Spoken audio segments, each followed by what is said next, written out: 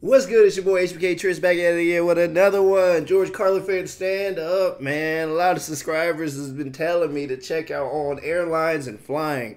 Man, I've been loving this George Carlin journey. One of my favorite reactions so far. One of my favorite things to react to. I get excited just to check them out. If you haven't checked out my other George Carlin videos, go ahead and check them out. This is on airlines and flying. This man is hilarious. He tells the truth. And I'm not a big fan of airports. You know, I don't like airports. I feel like people are rude. And there's always just a rambunctious moment just until you sit down and wait for your flight. Everything is just all over the place. So I'm not a fan of it. So I'm excited to see what he say. I'm going to take this one personally. You might as well subscribe, bro, because more George Carlin is coming through. Let's get it.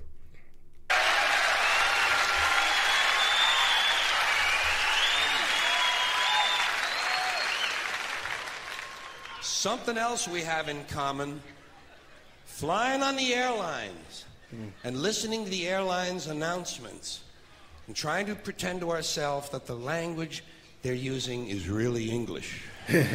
Doesn't seem like it to me. Whole thing starts when you get to the gate. First announcement. We would like to begin the boarding process. Extra word, process. Not necessary. Boarding is enough. We'd like to begin the boarding. Simple, tells the story. People add extra words when they want things to sound more important than they really are. Boarding process sounds important. It isn't. It's just a bunch of people getting on an airplane. People like to sound important. Weathermen on television talk about shower activity. Sounds more important than showers. I even heard one guy on CNN talk about a rain event. I swear to God. He said, Louisiana's expecting a rain event. I thought, holy shit, I hope I can get tickets to that.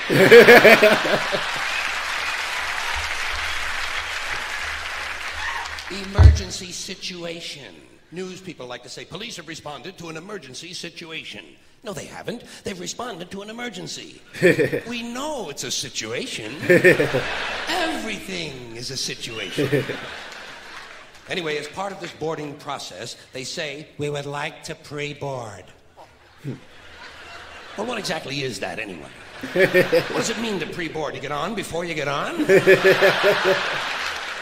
That's another complaint of mine. Too much use of this prefix pre. It's all over the language now. Pre this, pre that. Place the turkey in a preheated oven. It's ridiculous. There are only two states an oven can possibly exist in, heated or unheated. Preheated is a meaningless fucking term. It's like pre-recorded. This program was pre-recorded. Well, of course it was pre-recorded. When else are you going to record it? Afterwards? That's the whole purpose of recording, to do it beforehand. Otherwise, it doesn't really work, does it? Pre-existing, pre-planning, pre-screening. You know what I tell these people? Pre-suck my genital situation.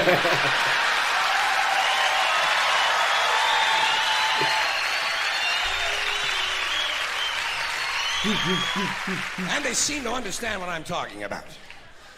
Anyway, as part of this pre-boarding, they say, we would like to pre-board those passengers traveling with small children. Well, what about those passengers traveling with large children? Suppose you have a 2-year-old with a pituitary disorder. You know, a 6-foot infant with an oversized head. Kind of kid you see in the National Enquirer all the time. Actually, with a kid like that, I think you're better off checking him right in with your luggage at the curb, don't you? Well, they like it under there. It's dark. They're used to that. About this time, someone is telling you to get on the plane. Get on the plane, get on the plane. I say, fuck you, I'm getting in the plane. In the plane. Let Evel Knievel get on the plane. I'll be in here with you folks in uniform. There seems to be less wind in here. They might tell you you're on a non-stop flight. Well, I don't think I care for that. No, I insist that my flights stop. Preferably at an airport. It's those sudden, unscheduled cornfield and housing development stops that seem to interrupt the flow of my day. Oh. Here's one they just made up. Near miss. When two planes almost collide, they call it a near miss. It's a near hit. A collision is a near miss. Look, they nearly missed.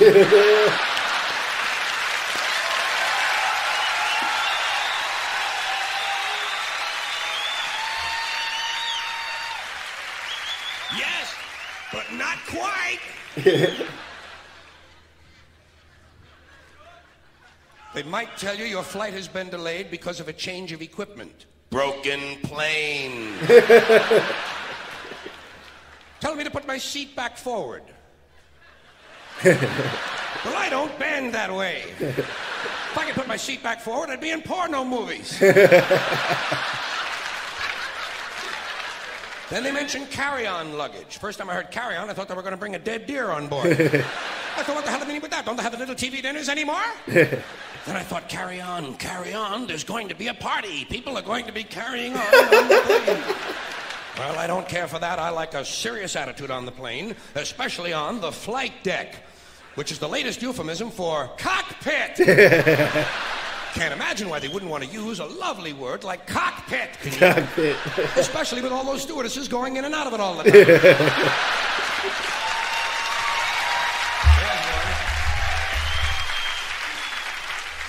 There's a word that's changed, stewardess. First it was hostess, then stewardess, now it's flight attendant.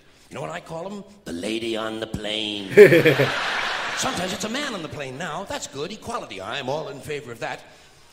Sometimes they actually refer to these people as uniformed crew members. Uniformed. As opposed to that guy sitting next to you in the Grateful Dead t-shirt and the fuck you hat. Who's working on his 9th little bottle of Kahlua, I might add. As soon as they close the door to the aircraft, that's when they begin the safety lecture. I love the safety lecture. This is my favorite part of the airplane ride.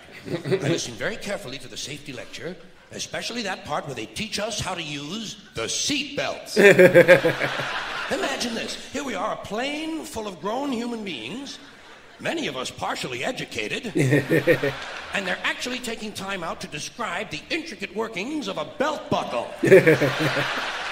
Place the small metal flap into the buckle. Well, I asked for clarification at that point. Over here, please. Over here. Yes, thank you very much.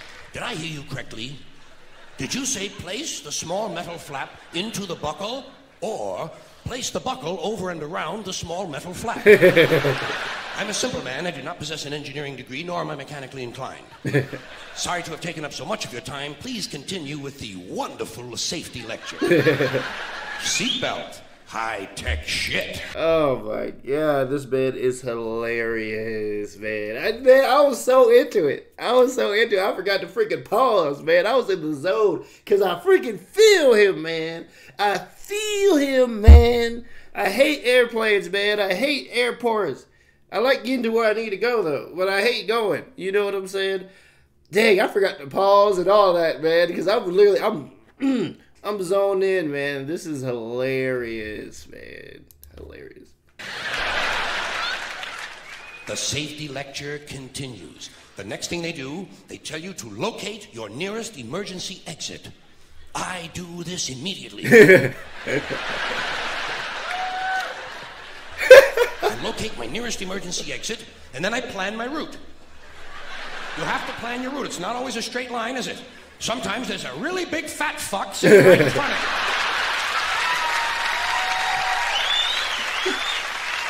Well, you know you'll never get over him.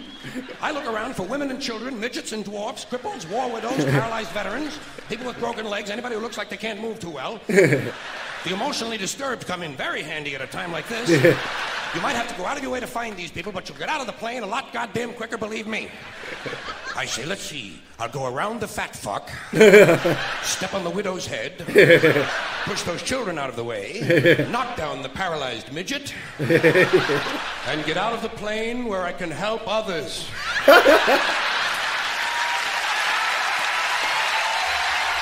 Oh man, George Carlin is freaking hilarious, man. Now, next time I get on a plane, I'll be thinking about my exit route. I'm like, I'm gonna step on that guy's back. I'm gonna jump over the little girl. I'm a freaking. He's freaking crazy, man. The way this man thinks is totally different from anyone else, man. He's just so different, man.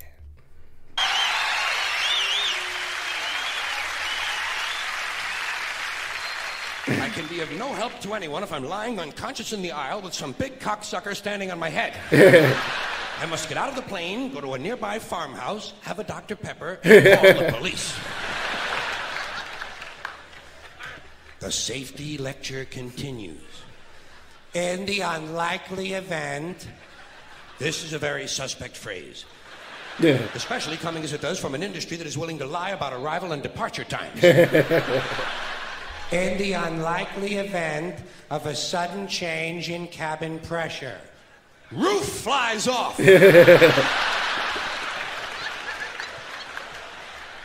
An oxygen mask will drop down in front of you. Place the mask over your face and breathe normally. Well, I have no problem with that. I always breathe normally when I'm in a 600-mile-an-hour uncontrolled vertical dive. I also shit normally. Right in my pants!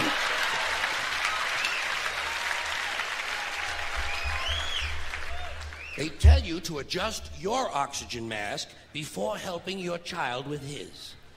I did not need to be told that. In fact, I'm probably going to be too busy screaming to help him at all. This will be a good time for him to learn self-reliance. If he can program his fucking VCR. He can goddamn jolly well learn to adjust an oxygen mask. Fairly simple thing, just a little rubber band in the back is all. True, he is going through the rules and he is not lying. They're like, oh yeah, do yours first before the kid. It's like, dude, in that situation, I don't know if I'm thinking about anybody else but me. It is not nearly as complicated as, say, for instance, a seatbelt. The safety lecture continues. In the unlikely event of a water landing. He had the same face. Well, what exactly is a water landing? Am I mistaken, or does this sound somewhat similar to crashing into the ocean?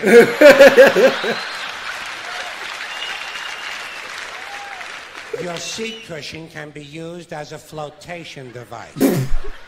Well, imagine that. My seat cushion. Just what I need to float around the North Atlantic for several days. Clinging to a pillow full of beer farts. Oh, no. Oh, man, I'm salty that one ended, man. That was freaking hilarious. Freaking hilarious. Shout outs to George Carlin. Shout outs to the people who's been telling me to check out that one. Man, I forgot to pause. I forgot to do my own job because I'm literally zoned in. This one was hilarious and I can relate to everything he says because I'm not a fan of airplanes or airports. I like landing and leaving and going to my little wherever I'm going. But I hate going to the airport. I hate being on the airline. I hate all that, man. So this one hit home to your boy HBK Tris, man. It really did, man. George Carlin, man, another hilarious reaction, man. You might as well subscribe. More Carlins coming through. Like and comment. Send me some more Carlin, please. Your boy HBK Tris, and we're out.